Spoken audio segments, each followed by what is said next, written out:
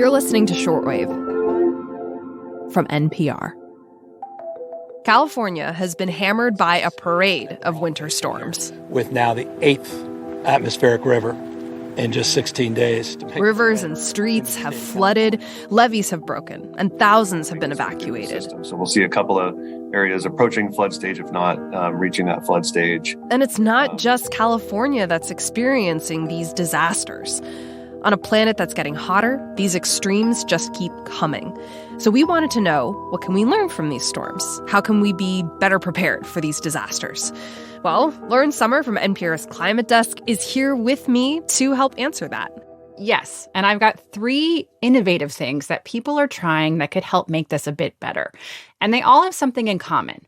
It has to do with a rethinking an underlying assumption that's baked into all of our buildings and cities and water systems. Because, that's where the risk comes from, right? It's not the weather alone that's a problem. It's how it impacts the stuff we've built. Right. Yeah, you could say that so much of the damage and destruction is actually driven by how and where we've chosen to live. Yeah, and all of that built environment around us was designed for certain weather. So when you step over like a storm drain in the gutter, that's designed to handle a certain amount of rainfall. When you walk on a levee next to a river, it's designed for the flow of the river. And we've always used the past as a guide. Yeah, but with climate change, that's a big problem because now weather patterns are changing. Exactly. The future is not going to be like the past. Rainfall is getting heavier from storms, and the assumption that we've made about what our neighborhoods can handle just isn't true anymore. So today on the show, 3 big lessons from California's severe storms and what cities and communities are trying out to be better prepared for next time. You're listening to Shortwave, the daily science podcast from NPR.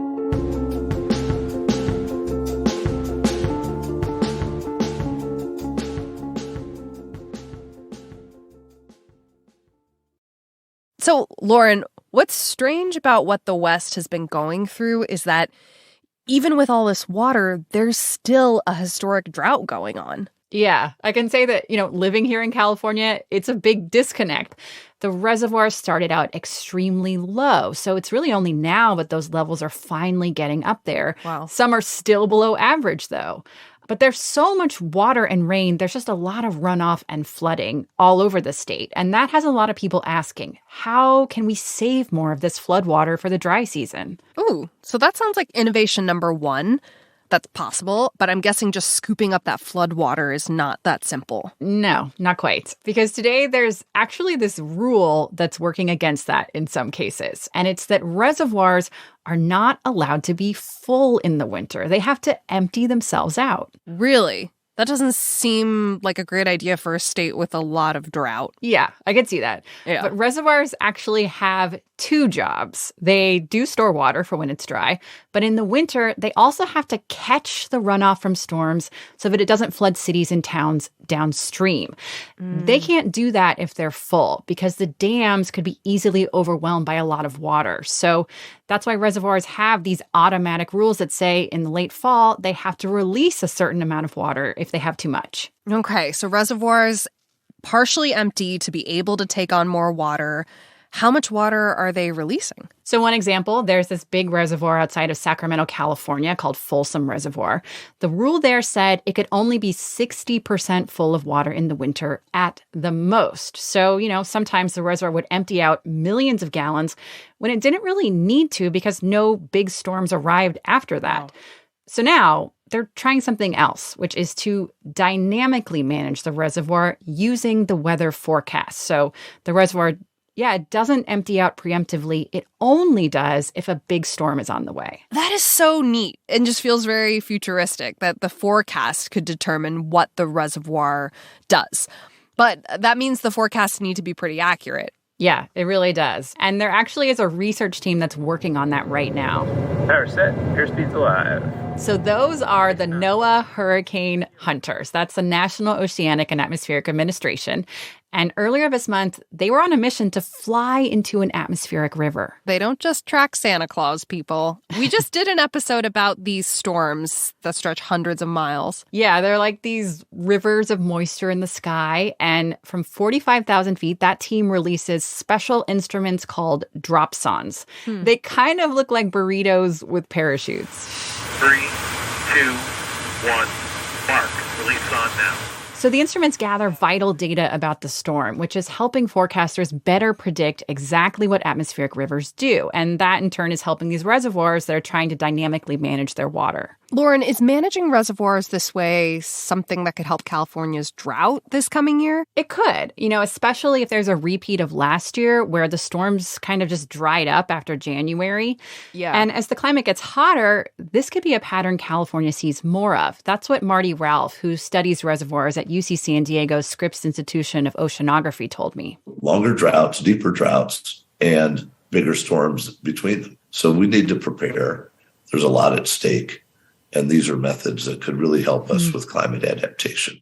It's just 2 reservoirs in California doing this now, but a handful of others are studying it to see if it could work there too. It's a big shift because it's changing water rules that were created, half a century ago when many of these dams were built. Okay, so that is the first innovation, retrofitting reservoir use to the weather forecast. What is the second? Okay, so number 2, we were just talking about rivers, but that's not the only reason we saw so much flooding in California. There were flooding problems, in neighborhoods and streets that were not even close to rivers. So it's just because of rainfall then? Like a huge amount of water from the sky hit a lot of pavement and flooded everywhere? Yeah, that's what happens. It's this overwhelming amount of water, and the stormwater infrastructure, which is those drains and pipes that go underground, they're just not designed for that much water. Is that because the stormwater infrastructure itself was designed based on old rainfall records? Yeah, that's it exactly, right? It's these really old rainfall records from decades ago, but we're still using them today. Like I spoke to the Louisville and Jefferson County Metropolitan Sewer District in Kentucky. They're a water utility, and their stormwater infrastructure is based on rainfall data from 1961. The problem is that storms are getting more intense, right? And the utility did a study that found extreme rainstorms have already gotten worse, and with climate change, will drop 2 to 3 more inches of rain by 2065. Wow. Infrastructure planning manager Stephanie Laughlin says, they are feeling those effects. Because those climate change storms are happening more frequently, now is the time to invest in updating those systems that were installed 100 years ago. Yeah. So why don't utilities just switch to more recent rainfall records to design their infrastructure? Some big water utilities are doing that, but in general, the problem is that they rely on the official rainfall data from the federal government. That's put out by NOAA. In late December, President Biden signed a law that requires NOAA to update these records for the entire country and to include climate change forecasts about future storms for the first time. So NOAA is already working on that update. Okay, which would give everyone, even California, that data too. Yeah, that's right. And Lauren, I know infrastructure is a big focus right now of the Biden administration. Congress passed the bipartisan infrastructure law and billions of dollars are being spent. But will NOAA's nationwide weather update be ready in time for all those projects? No, for the most part, no. The problem is that NOAA won't have that new climate data until 2026. And the vast majority of the infrastructure funding, and that's almost $12 billion for these water systems, will be distributed by then. I talked to NOAA, and the officials there say it will take that long because doing the analysis for the whole country is pretty complex. So what should cities and states do in the meantime if they're planning big water projects to make sure that they're ready for climate change, but they're being mindful of data they don't even have? Yeah, that's the key issue they're facing because what's built today is going to last, 50, 60 years, even longer. I spoke to Rachel Cletus, who works on extreme weather policy with the Union of Concerned Scientists about this. And she said even without this updated rainfall info, cities need to build in, some kind of margin of safety to deal with climate change. What we need to do is make sure that we're mainstreaming it into all of our infrastructure decisions from here on out. Otherwise, we'll be putting good money after bad. We will have roads and bridges that might get washed out. We might have power infrastructure that's vulnerable. Right. It's that same shift in philosophy that the past isn't a great guide to the future anymore. Yep, you got it. And there's one more way that's happening, and this is innovation number 3. And for that, we're going to take a little trip into the past. It looks like a bomb's gone off. That's what it looks like. So that's John Carlin. And back in 2017, I was going down the Feather River with him in Northern California. He ran River Partners, which is a nonprofit that does river restoration, though he recently retired. We were looking at damage from the last big flood on that river, and it really looked grim. You know, the levees that separate the river from the land, they were just eaten away with these huge gouges in them. But then we went to the spot that was downriver a little bit. Here, the riverbank has brush and trees. Cottonwoods and willows and sycamores. And they're caked in mud, almost over our heads, showing just how high the floodwaters rose.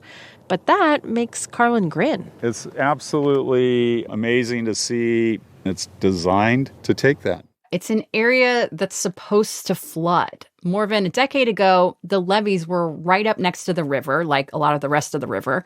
But then the levee was moved back by about a quarter mile to make this space that acts as a floodplain. So when the river is running high, the water can just spread out there. Okay, so it gives the water somewhere to go, so it doesn't do as much damage. Yeah, it gives the river room when it needs it. And that's how rivers are supposed to work. We tend to, think of them as these relatively static things. We put buildings right up to the edge. But rivers are meant to expand and shrink with the seasons. And by channelizing them and making them narrow, the water moves really fast and can easily cause more flooding. That makes a lot of sense. But what does a change like that mean for people who already live along the riverbanks, who have their homes there? Yeah, that's the hard part, because you have to buy out the properties and relocate people or just get people to sell the land. And all of that is really tricky and expensive to do. Yeah. So far, it's really just a handful of projects around California where they've been able to make this work. But obviously, the costs from flooding are also huge, so it's kind of relative. Mm-hmm. Yeah, it's going to take a lot of money and a lot of time and convincing to change the infrastructure that we had. And it is based on rethinking about how we plan things in the first place. If storms and floods will get worse, we probably need to change how we build around rivers moving forward. Yeah, it's just that predictability isn't there anymore. And with all of these examples, whether it's reservoirs or using weather data or rethinking our relationship with rivers, people are finding ways to adapt to that future. It might take some time. Lauren Sommer, thank you for bringing us this perspective and this reporting. Yes, always happy to. This episode was produced by Burley McCoy. It was edited by supervising producer Rebecca Ramirez and fact-checked by Anil Oza. Brendan Crump is our podcast coordinator. Beth Donovan is our senior director of programming. And Anya Grundman is our senior vice president of programming. I'm Emily Kwong. Thank you for listening to Shortwave, the daily science podcast from NPR.